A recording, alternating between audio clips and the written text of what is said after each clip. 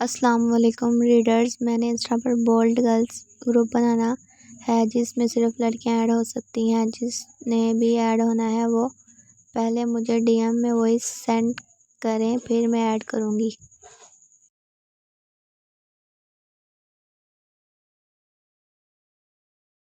ابن نے فجر تک پری کی جان نہیں چھوڑی تھی۔ جب اسے لگا کہ اب پری اور نہیں سہ پائے گی تب اس نے اسے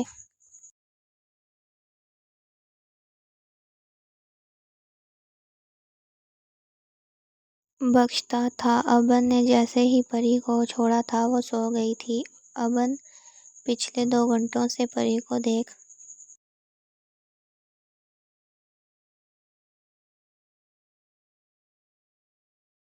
رہا تھا، جو دنیا جہاں کی معصومیت لیے سو رہی تھی۔ ابن نے اتنی سختی سے اسے چھوا تھا کہ وہ نازک جان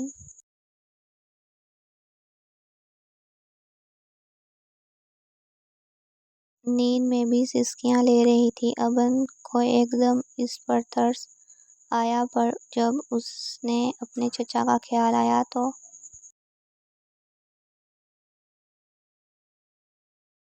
ایک دم اس کی آنکھیں غصے سے لال ہو گئیں۔ جب اتنی ہی غیرت تھی تو اپنی بہن کا ہی سوچ لیتا، جاہل آدمی۔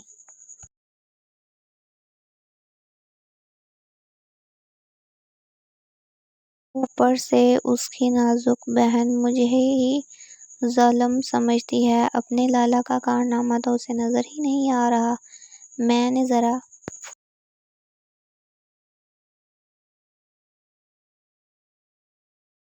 سا گھسا کیا دیا تو نازک سی کی چیخیں نکل گئیں۔ ابن اسے گھورتا بڑبڑاتا ہے۔ وہ اٹھ کر واش روم کی طرف بڑھتا ہے۔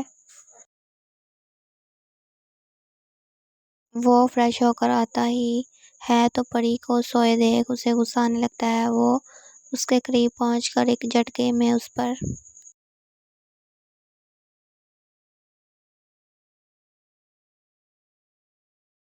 سے کمبل اتارتا ہے۔ پری ہڑبڑا کر اٹھ جاتی ہے۔ تمہیں سکون سے سونے کے لیے نہیں لایا میں، اٹھ کر ناشتہ بناؤ۔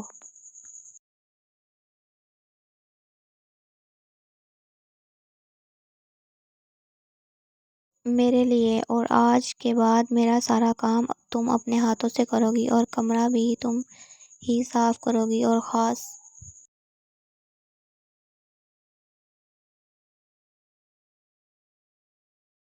طور پر روز رات میرا حق بھی میں لوں گا، سمجھ آئی؟ ابن غصے سے کہتا ہے۔ پری اس کی آخری بات سنتی ہی خود پر جیسے ہی نظر ڈالتی ہے تو کانوں کی لوک تک لال گلاب ہو جاتی ہے۔ وہ جلد سے خود پر کمبل لینے ہی لگتی ہے کہ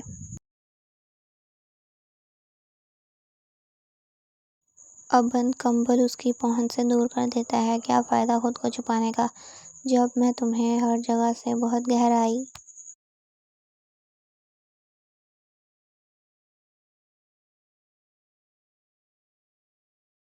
تک دیکھ چکا ہوں۔ ابن اسے اپنی دھڑکنوں کو ہاتھوں سے چھپاتے دیکھ بے باکی سے کہتا ہے، جب کہ پری گل قابض نہیں چل رہا ہوتا ہے، وہ کہیں چھپ جائے۔ ابن اسے فل رونے کی تیاری کرتا دیکھ کر کمبل اس پر اچھالتا ہے اور ڈریسنگ روم سے خود کا ٹراؤزر اور شرٹ لا کر اسے دیتا ہے۔ جاؤ اور فریش ہو کر میرے لیے ناشتہ بناؤ تاکہ میں تمہیں آرامی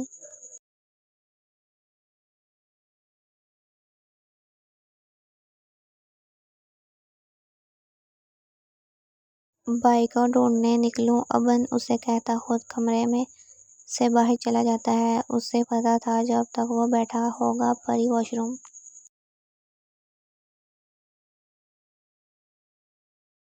نہیں جائے گی۔ اس کے جانے کے بعد پری ہمت کرتی واش روم کی طرف جاتی ہے۔ اس سے چلا بھی نہیں جاتا۔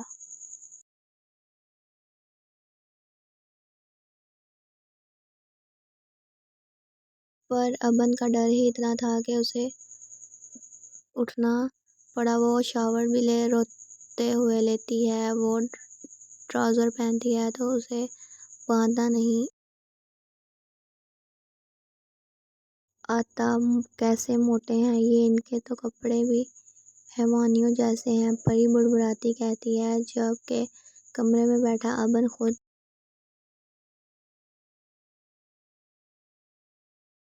کے لیے موٹا لفظ سنتا حیران ہوتا ہے۔ اس کا جسم جم والا ہوتا ہے، جو ہر لڑکی کا خواب ہوتا ہے ہمارے شوہر کا ہو۔ اور یہاں تو اس کی بیوی ناشکری اسے موٹا نام کا لقب دے چکی تھی۔ پری نے واش روم دروازہ بند نہیں کیا تھا، جس کی وجہ سے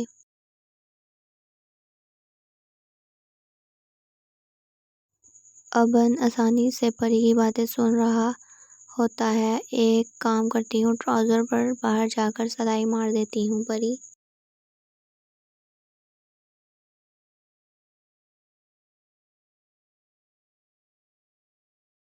ٹراؤزر پکڑتی واش روم سے باہر نکلتی ہی تھی کہ ابن کو صوفے پر بیٹھا دیکھ اس کی سانسیں خشک ہوئیں۔ پری نے بے دھیانی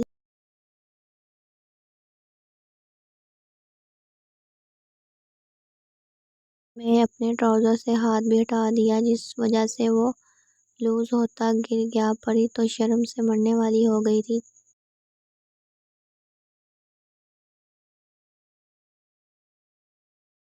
وہ ٹراؤزر اٹھاتی ابھی یہاں سے بھاگتی کہ ابن نے اس کے ہاتھ سے ٹراؤزر چھڑوایا اور خود ٹھیک کرنے لگا۔ پری منہ نیچے جھکائے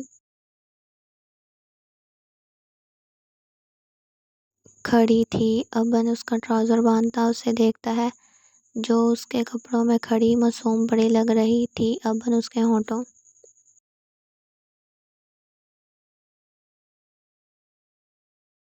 کو دیکھتا ان پر جھک جاتا ہے۔ اسے کس کرنے میں مشکل ہوتی ہے کیونکہ پری اس کے سینے تک بھی نہیں آتی۔ وہ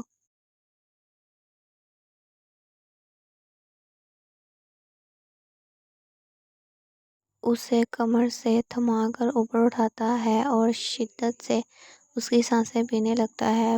پری ہاتھوں سے مزاحمت کرتی ہے تو وہ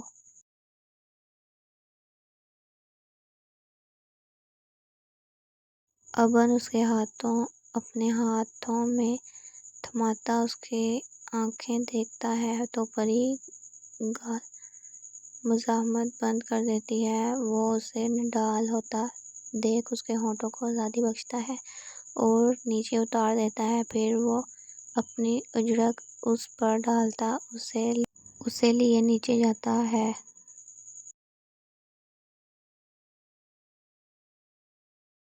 بی اماں ناشتہ لگا دیا۔ ابن نرمی سے بی اماں سے مخاطب ہوا۔